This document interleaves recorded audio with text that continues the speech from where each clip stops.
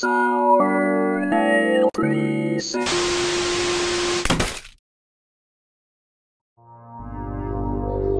One of my favorite hobbies that I do on YouTube, when it isn't editing or uploading videos, is exploring the accounts of random, everyday people. To do this, I usually just go into the comment section of a random video, sometimes even mine, scroll down about 10 pages, and just look. As there are hundreds of people who wrote whatever was on their mind about the video, sometimes their About page contains quirky sentences that were probably some inside joke for friends. Some are just explaining who they are, what they do in this world. But most of the time, it contains nothing. In fact, most of the unknown YouTube accounts that I browse through, 8 out of 10 times, usually have nothing on them. No playlists, no videos, no channels. Absolutely nothing except for the name, profile picture, which is usually just the default first letter of their name, and when they made the account.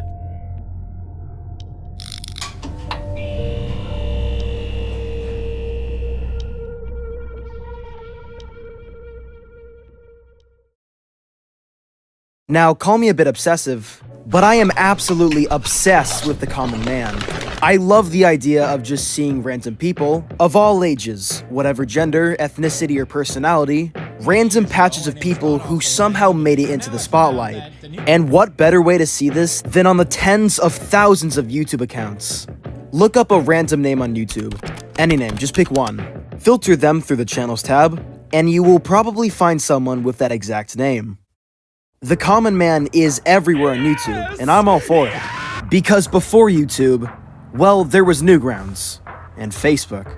But before any of that, before the internet even existed, the common man was, as expected, very unknown. In a lot of rare films going back to the late 1800s, most of the people in these are not known. Their names have been lost to time. Their personality, their identity, what made them unique in this world, unless famous, is all but erased. Only what they looked like at that moment is all people today will ever know about them. But now, YouTube exists, where your average Joe can set up a YouTube page, write some stuff about them if they choose, and, if incredibly lucky, they might be more known. My first YouTube subscriber was my mom, but after that, early subscribers who weren't family members of mine and also had public subscriptions on saw a very different Sournale compared to now. Some of these people include Brad Vroman, who subscribed on the 21st of October, Jay Games, who was a 5th grade friend of mine that I haven't talked to in years, Cameron Smith, who I think was a friend of mine, I'm not sure, I can't remember. But the first subscriber that I have, the first one that at least has public subscriptions on, and who wasn't a friend or family member, was someone called Apollo Storm, who subbed to me 5 days after my channel was made. Apollo is still subscribed to me today. I don't know if he still watches my videos, that's impossible to tell. I don't think he's commented once on my videos. But Apollo Storm, if you are somehow watching this nearly 6 years later, I am both surprised and amazed that you are still with me. You are one of the lucky few who truly got to see how my content changed over the course of half a decade. I thank you for staying with me, if you even are, but most importantly, I will never know who you are.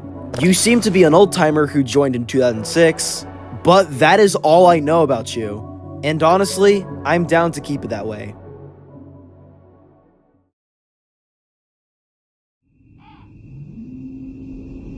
In my eyes, there are two types of dead, ghost-like, or irrelevant YouTube channels. There's the account where, at one point in time, they were famous and well-known, a mere husk of its former glory, now utterly forgotten either due to no longer uploading videos that no one wants to see, getting cancelled, or just simply being no longer interesting to people in the public eye. Channels where, despite their large sub count, get videos with views that are 4 digits. A YouTuber friend of mine, Terror, also likes to look at the unknown everyday channels with me.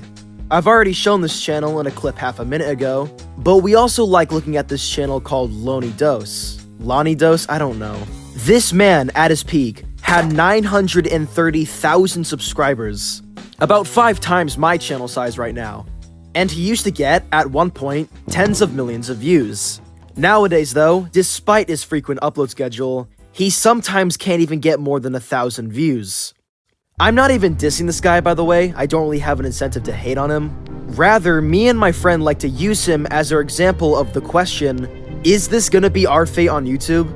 Is this how we'll go down if we don't get cancelled or even killed? Is this how every YouTuber will end up if they still make content for decades? Lonely Dose never got the taste of 1 million subs. By the time he was at 900,000, his fame dwindled. Is this gonna be how I end up one day? Me and Tara have reached the spotlight of YouTube fame. How long can we stay there? And of course, there's the other type of ghost YouTube account. The one that never got successful in the first place. It's the one that was never even planning on being a YouTuber. Of course, I'm talking about the viewers. All of the people you are looking at right now make up 99% of all YouTube accounts. Simple, common, everyday users who only have an account to either comment or just post random videos they felt like making, not with any success in mind. These people are everywhere, and yet no one will ever know or see them. They are the silent majority. They are what makes the famous YouTubers, well, famous. There is quite often so many of them that they are instead referred to as just guys. I don't do that because I don't prefer treating you guys like that, oh wait. But it's true. It is just downright impossible to know every single one of these people. We all use the same platform, and maybe even watch the same videos, but not a comment below or above will ever get to know each other. Unless they plan on being a YouTuber, they will forever be a ghost.